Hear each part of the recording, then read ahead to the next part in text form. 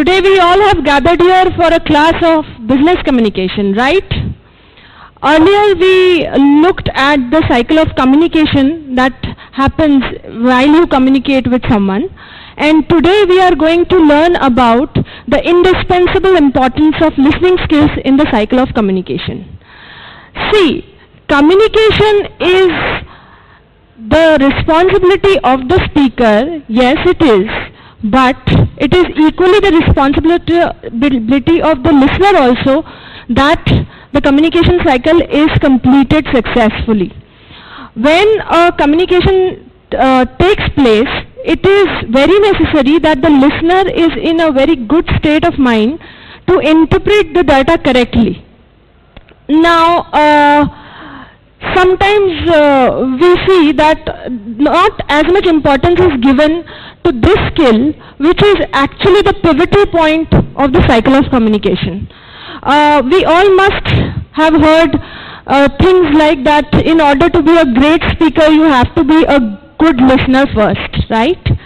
But actually in real life the paradox for this is, since childhood if we look at, we always see that whenever there is a child who is very shy in nature, he does not speak much, right?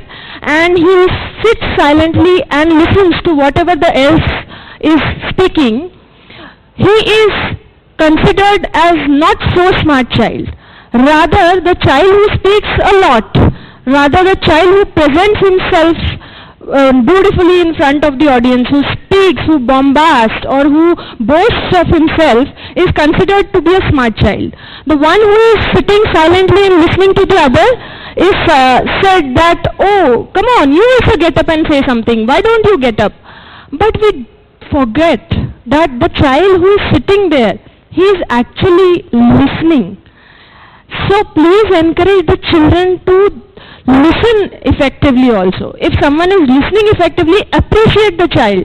That's very good. You listen to the whole of the thing that was going on very nicely. I am proud of you that you listened to it very carefully. You observed. Did you learn something?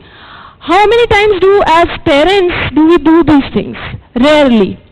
We do not appreciate children for listening. We appreciate them always for speaking, not so much as for listening. Now, the second thing is, when that child, when he grows young and he goes to all the kind of personality development classes in the market, he always sees that all the personality development classes that are present in the market always probe the children to speak fluently, You have to present yourself, body language, communication, tone of voice, pitch of voice. But no personality development class ever teaches to listen carefully. Now this skill, which has a very large, significant importance in the skill, in the cycle of communication, is ignored from the very childhood. And besides both these things, when he goes to office and is ready to make his presentations, if he appreciates, if he hears others' presentation very well, he is of no use. Until and unless he speaks very nice, he is very confident while speaking, then he is of use. So, we have to develop the listening skill of the child not at a moment when he is all grown, bred into the office, but we have to develop this listening skills since the childhood. Coming to the next point, now such a child when grows old, the paradox is, such a child when he grows old, his father says, "Ye to meri baat sunta hi nahi hai." He does not listen to me at all. But who taught him to listen? Nobody taught him to listen. Now, moving forward, when we as children or as adults grow, do we actually ever listen then? Whenever we are listening to someone, what does happen? What is the process, the mental process that takes place when we actually are listening to someone else? What is that process? Let's have a look at that.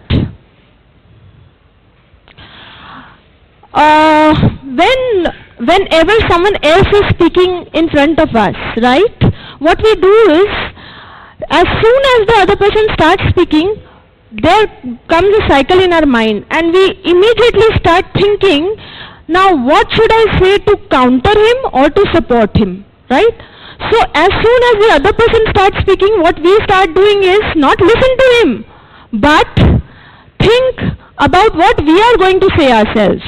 And so the effectiveness of our listening skill is curbed there. It is stopped there. So we are not paying attention to what the other person is speaking. Similarly, whenever a person comes to us for having a communication with us, his past image is also associated with that. And when that past image is associated, we always look at the person with our own perception. We don't give him that space to convey what he wants. So while listening, we have a mental barrier about the history of the image of that person that we have about that particular person, right? And similarly, your past experiences with that person are also a matter that are taken into consideration while listening to someone. So these are all things that we should not pay attention to while indulging in the cycle of communication, so to say. Thus, it is said that it takes a great man to be a good listener. It is the province of knowledge to speak and the privilege of wisdom to listen. You must have seen very nice, very wise people, very old people. They don't speak much too often, do they? No. They always sit silently and listen. And when you ask them about their opinion, they say something about it. So it is very necessary. It is their age-old experience that has taught them that you have to listen very carefully before reacting, before responding. And it is that age-old wisdom that they have gathered in this life that probes them to sit silently rather than keep cluttering all the time, right? So before we move on with this listening skill, we must try to take a definition of what this listening is. Now, listening is a skill that involves receiving, interpreting, and responding to the message that is conveyed by a communicator to us, right? We not only receive, but we also interpret and respond to the message when we are listening to someone. And we also have to look at that particular idea, what the communicator is trying to tell us. We also have to look at that particular idea from his point of view, not only our point of view. We also have to keep in mind his point of view. We have to understand and sense how it feels to them and achieve their frame of reference while communicating. See? So there is a great responsibility that is on the shoulders of the listener, isn't it? So before we move on with this, we have to remember that the more intensely you are engaged in the cycle of communication, the more intensely you are engaged in the act of listening, the more effective is the cycle of communication. Moving forward, first we'll understand what is the basic difference between listening and hearing. What is it to hear and what is it to listen? When do we say that I am hearing and when do we say that I am listening? Are these two different activities or just the same? No, these are two different activities. Now if you look at hearing, I would like to explain you the process first. Hearing is the process when, suppose you are sitting in your own room and a marriage procession is going outside on the road, right? You hear all the sounds that are going in the marriage procession that come to your eardrum. The sound waves travel from that marriage procession, come to your eardrum, strike your eardrum and stop there. You are studying in your room, you hear the voice, but you don't do anything about it. You don't let those voices curb your studying, right? That is hearing. When you only hear, because it is a physical act, okay? It has happened, you cannot stop it. Sound waves have come, they will strike your eardrum and they will stop there. But then what will happen? If those sound waves go to your eardrum and the signals are transmitted to the brain and you react on that particular music, then that is listening to that music. Got the same difference? Got the difference between the two? Now, if technically describing, we see that hearing happens automatically. Now, you are sitting, some sound is going on, you would definitely hear it. It is not in your power to not hear something until unless you put cotton swabs in your ear. Now, listening is a deliberate action. Whenever you have to listen deliberately. Deliberate means intentionally you have to listen. You cannot just listen, you cannot just pay a full attention without intention, right? You have to listen deliberately. Then listening is a physical act. Yes, hearing is also a physical act, but listening is a physical act which involves a mental process also. It is not a singly physical act. Then listening is a passive activity and hearing is an active process. In hearing, attention is neither on verbal nor non-verbal messages, but in listening, both the verbal and non-verbal messages are paid attention to. Here, the transmission of chemical signals happens from eardrums to the brain, and nothing is done about it. But when here the signals are transmitted from the eardrums to brain, we react and respond to those signals, and therefore the completion of listening takes place. Moving forward, we will go with the types of listening. The types of listening, there are majorly 5 types of listening that we have to look at here. First is passive listening. Now, passive listening is also known as ignoring. Now, how does it happen? When, most of the time when students are sitting in the class in the last lecture sometimes, they are listening passively. Now, what is passive listening? When you are physically present but mentally absent. You are sitting there in the class, but you are not listening to what the teacher is saying. That is passive listening. The message is heard but not understood. The receiver pretends to be listening. You all do that well.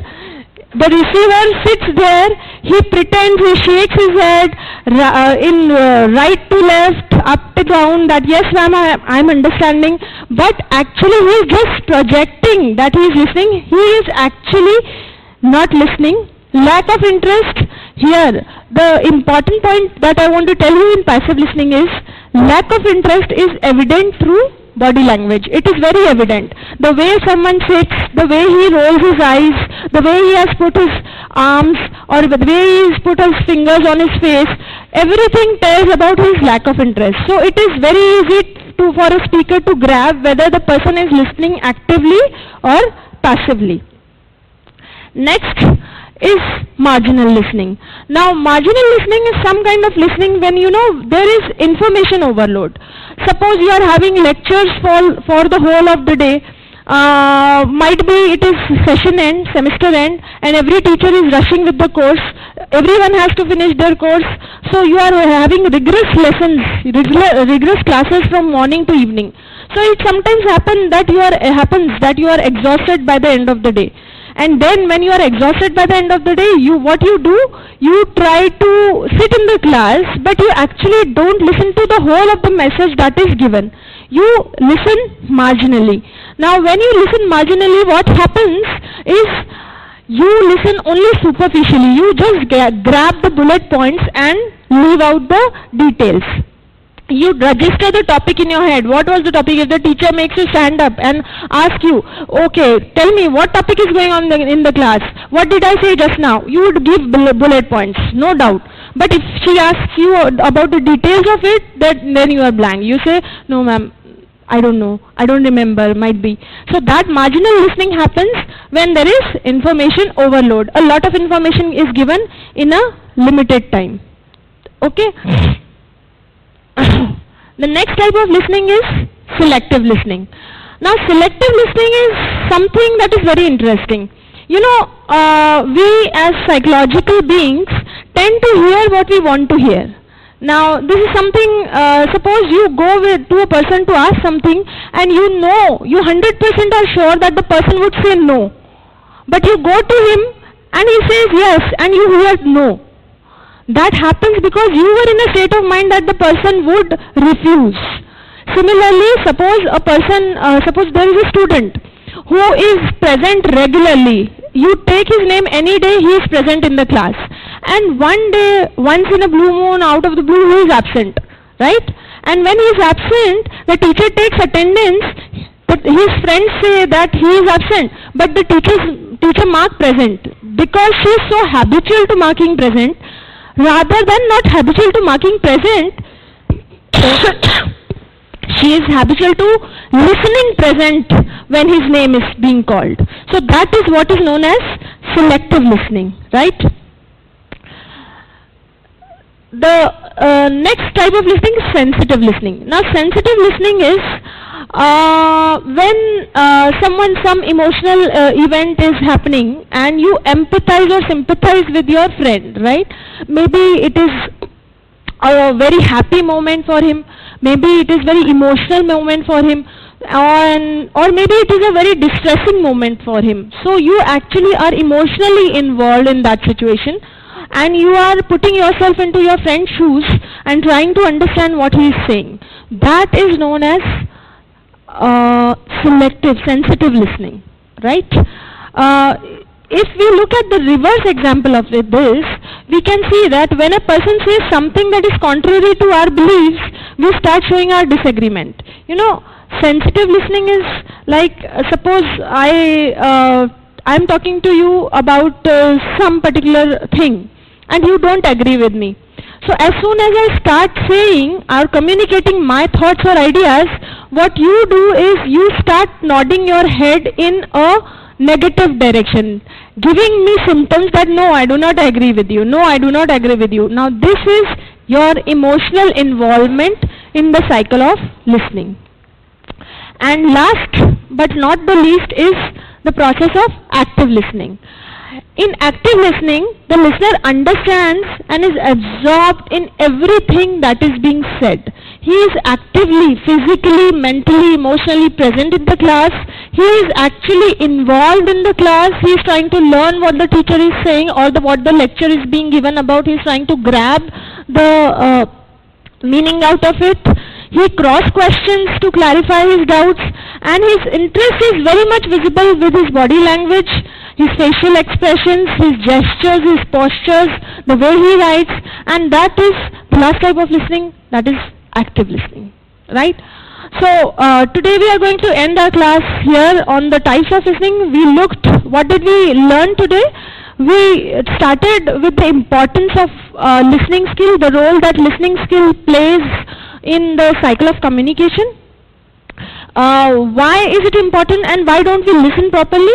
How hurdles are being developed since our childhood throughout our young age and till the time we go to office, and what actually is the definition of listening. Then we looked at the difference between listening and hearing, and we proceeded with the 5 types of listening.